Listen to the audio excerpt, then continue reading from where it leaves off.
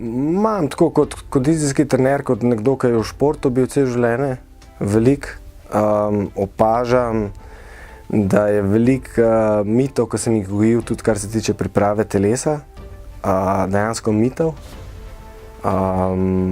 In kot posledica samo rastlinskega prehranjevanja, čim bližje izvorni obliki hrane, ne industrijsko rastlinsko prehranjevanje, je regeneracija hitrejša, obnova mišične mase je hitrejša.